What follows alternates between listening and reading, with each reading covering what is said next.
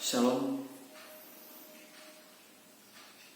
Kembali kita bertemu dengan saya, Pendeta Ishak Yuwono, dalam renungan singkat pada kesempatan yang indah ini. Dan sebelumnya mari kita akan berdoa bersama-sama, memohon pimpinan Tuhan. Tuhan Yesus, kami bersyukur buat hari yang Kau beri, kesehatan yang Kau berikan atas kami. Kesempatan ini kami mau untuk mendengarkan firman-Mu. Buka kami, hati kami, kepikiran kami, buka pendengaran kami, sehingga firman-Mu boleh kami mengerti dengan baik. Dalam nama Yesus kami berdoa dan menikmati firman-Mu. Haleluya, amin. Puji nama Tuhan. Kesempatan yang indah ini saya rindu mengajak kita membaca dalam satu kitab, yaitu kitab Roma pasal ke-8 ayat yang ke-31. Demikian firman Tuhan. Sebab itu apakah yang akan kita katakan tentang semuanya itu? Jika Allah di pihak kita, siapakah yang akan melawan kita? Saudaraku yang terkasih, saya akan berikan judul renungan kita saat yang indah ini, yaitu kenapa orang harus gagal. Kenapa orang harus gagal? Kegagalan adalah suatu hal yang tidak semua orang harapkan. Kegagalan adalah suatu hal yang sangat menyedihkan. Kegagalan adalah suatu yang tidak diinginkan oleh siapapun orang. Oleh karena itu, ketika orang melakukan suatu pekerjaan, mereka mempersiapkan dengan baik skill, SDM, dan juga permodalannya pasti disiapkan dengan baik. Tetapi itu semua toh tidak pasti menentukan keberhasilan. Itu semua tidak mesti bisa menentukan orang itu bisa sukses. Saudaraku terkasih dalam Tuhan, kepada jemaat di Roma, Rasul Paulus mengingatkan kepada mereka bahwa jikalau seseorang ada di pihaknya Tuhan,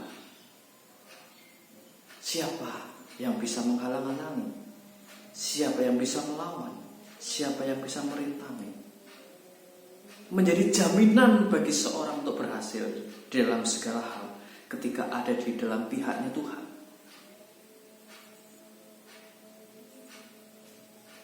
Ini diyakinkan oleh Rasul Paulus kepada jemaat di Roma.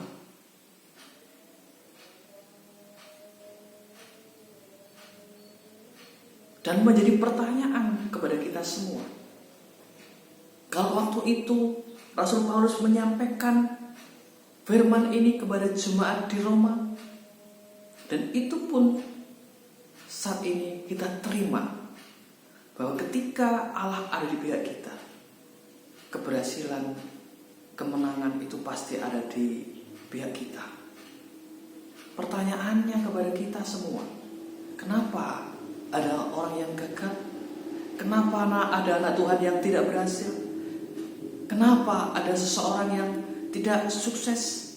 Padahal dia menjadi orang yang percaya kepada Tuhan Yesus. Jawabannya adalah karena mereka tidak ada di dalam pihaknya Tuhan. Bagaimana seorang bisa berhasil ketika mereka hanya melakukan berdasarkan dengan kemampuan, berdasarkan dengan modal yang cukup, SDM yang mumpuni. Tetapi itu semua tidak akan mendatangkan keberhasilan ketika tidak ada Tuhan di situ. Ketika tidak ada pembelaan Tuhan, pasti akan gagal.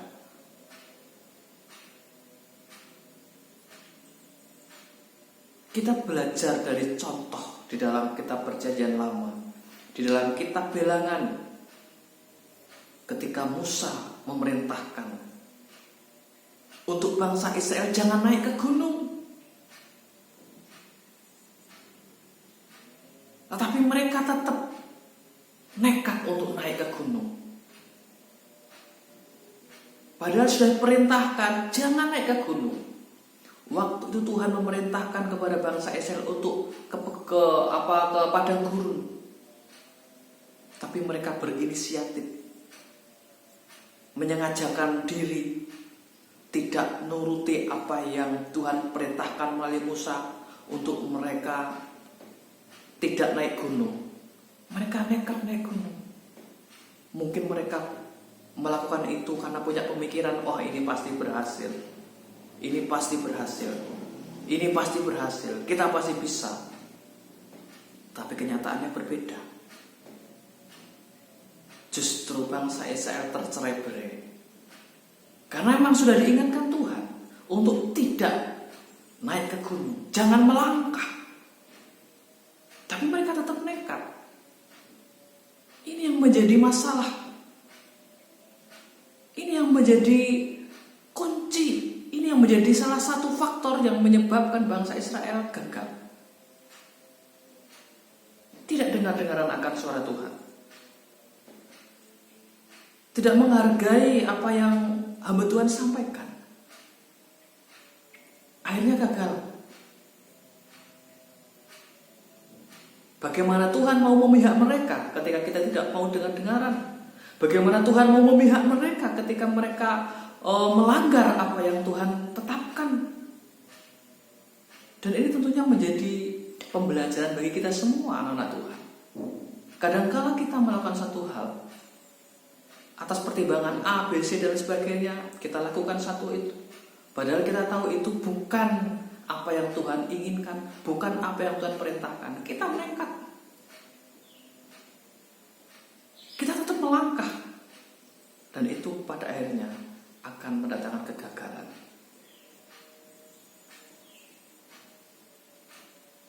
Pengalaman bangsa Israel seharusnya menjadi pembelajaran bagi setiap kita. Bagaimana kita bisa berhasil? Bagaimana kita bisa sukses ketika Allah ada di pihak kita? Tapi bagaimana Allah ada di pihak kita? Ini yang menjadi hal yang penting untuk kita perhatikan. Membuat Allah ada di pihak kita, yaitu dengan ketaatan kita kepada setiap perintah-perintahnya. Walaupun kadang perintah Tuhan tidak masuk akal. Perintah Tuhan kadang-kadang tidak sesuai dengan apa yang ada pada hati kita. Tetapi bagaimanapun kalau itu perintah Tuhan, ayo kita lakukan. Karena perintah Tuhan ketika kita lakukan, itu yang pada akhirnya akan membuat Tuhan berpihak kepada kita. Sesulit apapun, sesukar apapun, seberat apapun permasalahan, ketika kita tetap tinggal taat, tinggal setia atas setiap perintah Tuhan, yakinlah Tuhan akan membawa kita kepada kemenangan. Kegagalan menjauh dari kita.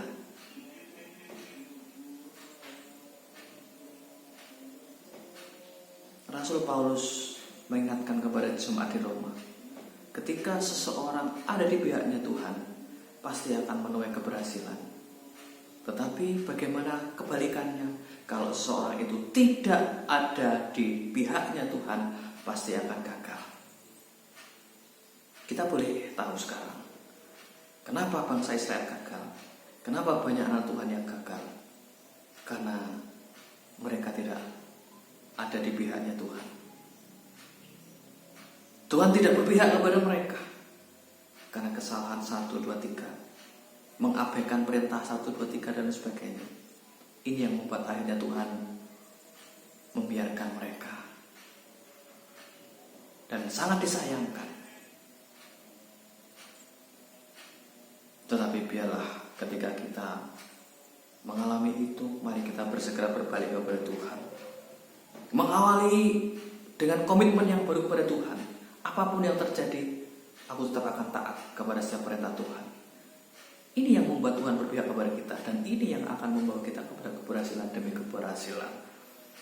Tidak saya perpanjang renungan kita pada kesempatan yang indah ini. Biarlah apa yang kita terima, apa yang kita dengar memberkati setiap kita. Tuhan Yesus memberkati. Sampai jumpa di kesempatan yang lain.